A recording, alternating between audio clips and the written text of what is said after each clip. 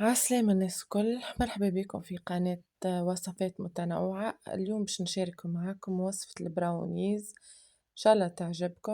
نبداو بأول خطوة.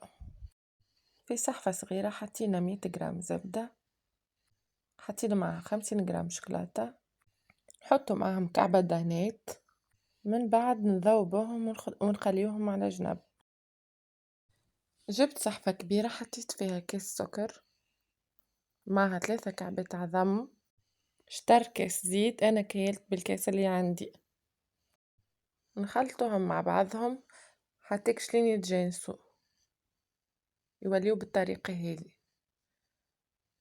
من بعد نزيد الفارينة، أنا حطيت 100 جرام فارينة عليهم 50 جرام كاكاو وغربلتهم، يلزم يتغربل باش ما يقعدش الكاكاو مكعبر، يلزم يتحل بالكدا. مغرفة صغيرة خميرة جاتو، ومن بعد نحطو لهم الخليط متاع الزبدة والشوكولاتة ونخلطو بالكدا.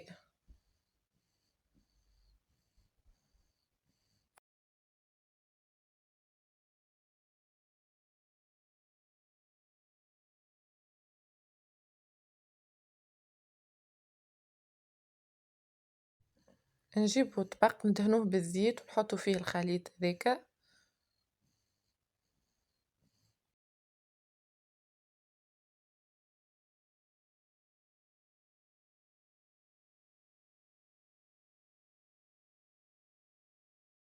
نحطوله الطبقة الاخرانية شوكولاتة، من بعد نحطوه في الفور على درجة حرارة 180 ونخليوه 15 دقيقة.